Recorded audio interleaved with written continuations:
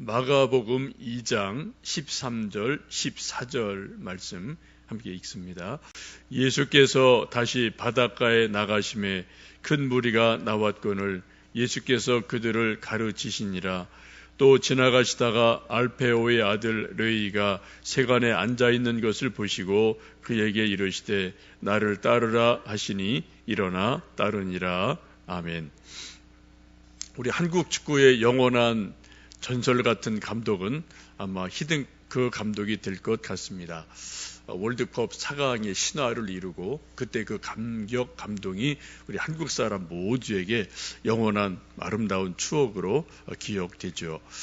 히딩크 감독이 명감독이 된 여러 가지 이유가 있겠습니다만 그 중에 하나는 선수를 잘 골라 쓰고 또 그 포지션 역할을 잘 맡겨주는 데 있습니다. 탁월한 면이 있었죠. 훌륭한 스승들의 공통점을 보면 훌륭한 제자를 골라 세우고 또 훈련을 하고 잘 세워서 그 제자를 통해서 그 스승들의 철학, 스승들의 사상이 계속 후대에 연결이 되는 사람들이 역사 속에 훌륭한 스승으로 기억이 됩니다.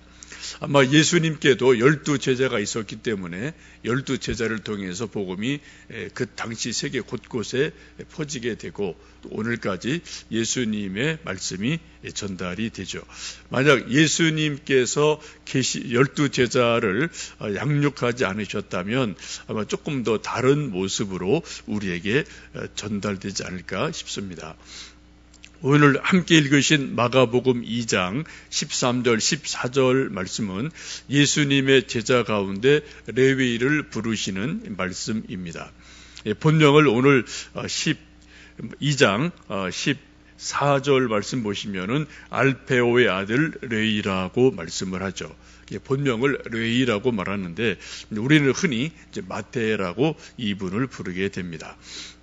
마태복음 10장에 보시면 예수님께서 밤새 기도하시고 12제자를 이렇게 한 사람 한 사람 이름을 부르며 이렇게 좀 불러내시는 모습이 있는데 그때 마태복음 10장에서는 이 알페오의 아들 레위를 세리 마태라고 기록을 하고 있습니다.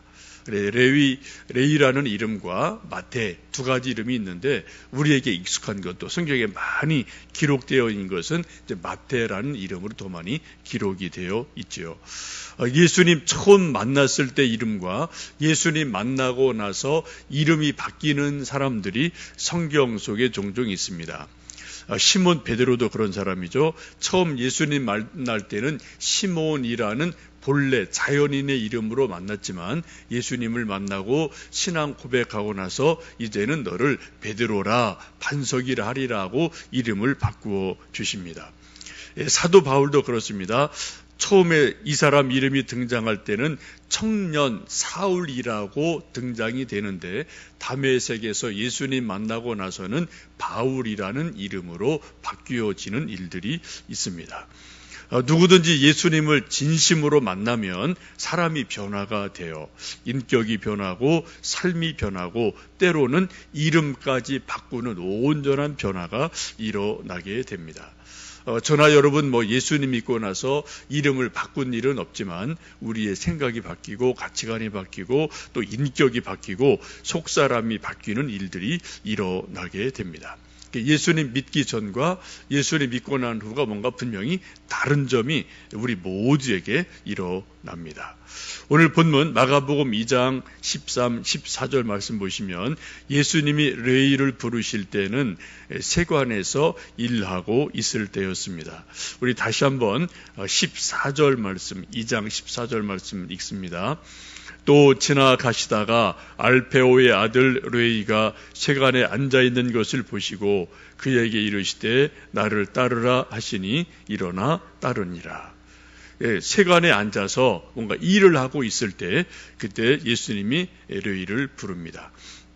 세리하면 그 당시에는 매국노라는 오명을 가지고 있는 그러한 직업입니다. 로마를 위해 자기 동족 유대인에게 세금을 강제로 받아내야 되고 또 자기 또 살림을 위해서 또 더 많은 플러스 알파를 걷어내는 사람들이어서 매국노라는 이름을 갖고 있는 직업이 대부분 이제 세관, 세리이죠. 우리식으로 말하면은 일제시대 때 뭐 순사, 형사 이런 거 한 사람이라고 보시면 비슷할 것 같습니다. 예수님의 제자 중에는 다양한 구성이 있는데 유대인이 싫어하는 이런 매국노도 있고요. 베드로 같은 어부도 있고요. 또 어떤 사람은 열심당원이 있죠. 열심당원은 쉽게 말씀드리면 무장 독립운동을 하는 독립운동가를 말합니다.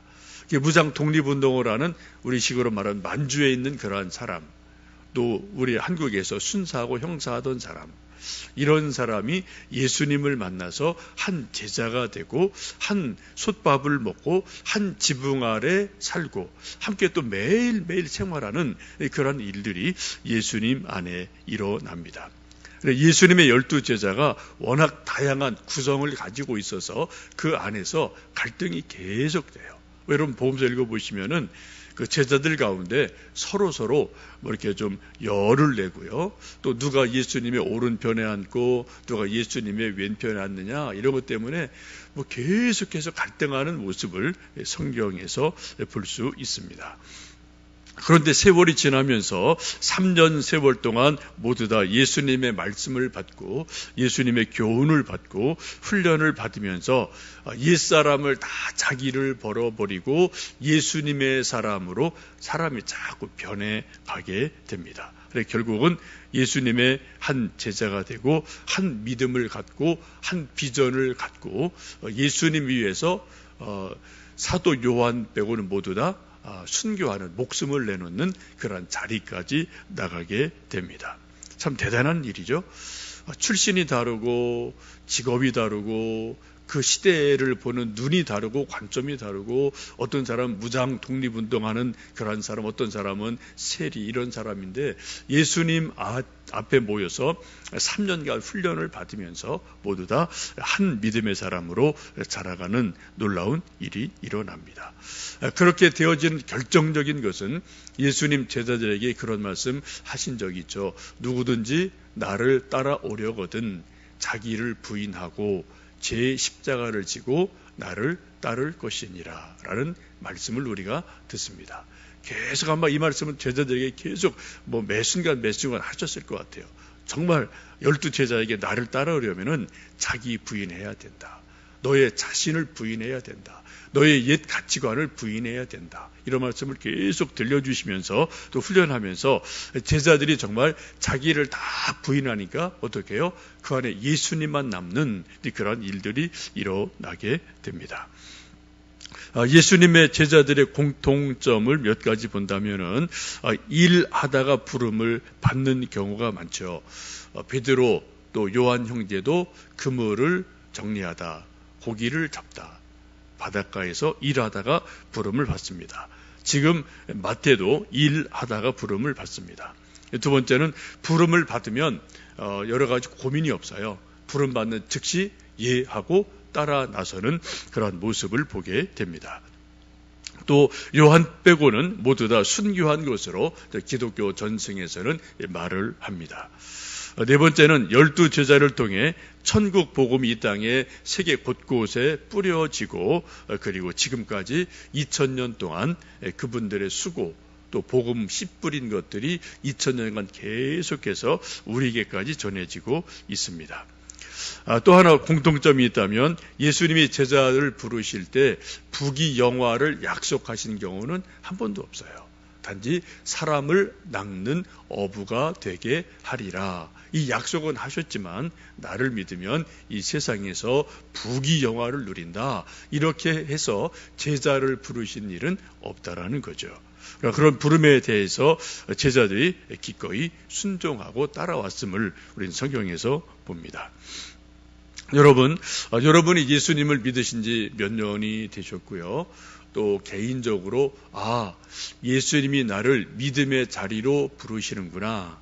혹은 어떤 또 여러분 직분의 부름, 저 같은 경우는 이제 목사로의 부름이 있었지만 또 여러분 각자 사명이 은사 이런 것들이 있으실 터인데 그런 부름을 언제 어디서 어떻게 부름을 받으셨는지요. 저는 개인적으로 늘 말씀을 드립니다만 10월 1일 옛날 국군의 날 대학생 시절에 성경 공부하는 모임에 갔다가 로마서 1장 17절 말씀을 통해서 제가 거듭남을 확인하게 되고 그 후에 성경 읽고 기도하고 몇 년 지나는 가운데 하나님이 나를 신학의 길로 부르시는구나 이런 것들을 계속 기도 중에 이제 깨닫고 느끼고 부모님께 또 말씀드리고 제가 이제 어렸을 때 얘기를 좀 제가 부모님께 들은 것이 있고 그리고 나를 하나님이 신학의 길로 부르시는구나 라는 것을 확증했던 그런 청년 때가 저에게도 있습니다. 요즘은 가끔 이제 그런 생각을 해요. 기도하다가 또 잠자리 들다가 또 하나님이 나를 천국으로 부르시는데 언제 어떻게 부르시려나 라는 생각을 문득 할 때가 종종 있기도 합니다. 여러분 성경을 보시면 하나님이 우리 인간을 부르시는 부름이 크게 4가지가 있습니다. 첫 번째 부름은 우리를 구원으로 부르시는 부름이 있어요. 예수님을 믿는 믿음의 자리로 우리를 부르시는 부름이 있습니다. 그 방법은 전도라는 방법을 통해서 하시죠. 두 번째 부름은 우리를 사명으로 부르실 때가 있습니다. 꼭 신학하라는 말씀은 아니에요. 전도의 사명, 중보기도 사명, 섬기는 사명, 하여튼 어떤 우리에게 주신 일들이 참 많죠. 그런 사명은 언제 있습니까? 기도할 때 되게 받아요. 기도 중에. 우리는 하나님의 음성을, 하나님의 뜻을 우리는 기도하다가 하나님이 내게 이런 것을 원하시는구나. 이러면 우리가 기도 중에 하나님 음성 들을 때가 참 많거든요. 우리가 구원으로 부름받는 것은 전도를 통해 받고요. 사명으로 부름을 받는 것은 기도 중에 대부분 우리가 사명에 대해서 깨닫게 되고 부름을 받습니다. 세 번째 부름은 영원한 안식으로의 부름이죠. 천국으로의 부름입니다. 이거 다 아무도 몰라요. 하나님 아버지만 아셔요. 저나 여러분이나 우리 믿음의 모든 선배들, 부모님들 다 하나님께서 오라 부르시는 그 어느 순간에 이 세상의 모든 것을 다 놓고 우리 아주 홀가분한 우리 마음으로 영으로 하나님 아버지 앞에 서게 되는 천국으로의 부름이 있게 됩니다. 그래서 우리는 부활의 주님을 하나님 아버지를 참으로 얼굴과 얼굴을 보는 것처럼 우리는 하나님 아버지를 뵙는 그러한 부름의 순간이 저에게도 있고 우리 모두에게 그러한 부름의 순간을 우리는 기다리고 있습니다. 또 하나는 계시록을 보면 우리는 마지막으로 최후의 심판대 앞으로 모두 다 한 번은 불려집니다. 모든 인간이 다 최후의 심판대 다 서서 예수님께서 양이다, 염소다, 잘하고 친실한 종이다, 악하고 게으른 종이다라는 그러한 마지막 하나님의 심판을 기다리는 마지막 최후의 심판대 앞으로 우리는 부름을 받게 됩니다. 계시록에 보시면 백보자 앞에는 책이 2가지가 있어요. 하나는 생명책이 있습니다. 또 하나는 행위를 기록한 책이 있다고 성경은 말씀하고 있어요. 우리가 구원받는 사람도 행위에 따라서 상급이 다르죠. 그죠? 칭찬이 다르죠. 우리가 대학에서 시험 볼 때 각자 어떤 학점이 A, B, C 다 학점이 다른 것처럼 대학생이지만 학점은 다른 거죠. 그런 것처럼 우리가 구원받은 백성이지만 또 하나님께서 우리에게 주실 상급은 각자 다름을 알고 있습니다. 우리는 이러한 부름을 기다리면서 오늘도 매일 작은 부름을 성경을 읽으며 혹은 기도를 하며 혹은 가정에서 혹은 교회에서 혹은 일터에서 또 다른 사람들의 소리를 들으며 우리 또 마음으로 영혼으로 하나님의 부르심을 하나님의 우리를 불러주시는 그러한 말씀을 들으며 하루하루를 살아갑니다.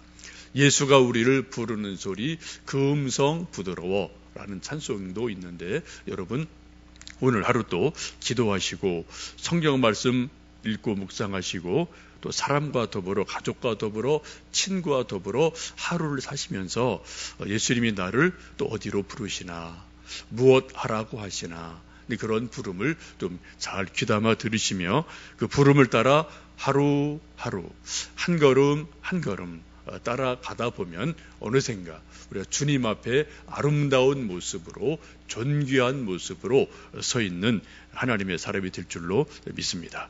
오늘도 주님과 함께 동행하시는 임마누엘의 하루가 되시기를 주님의 이름으로 축복합니다. 함께 기도하시겠습니다.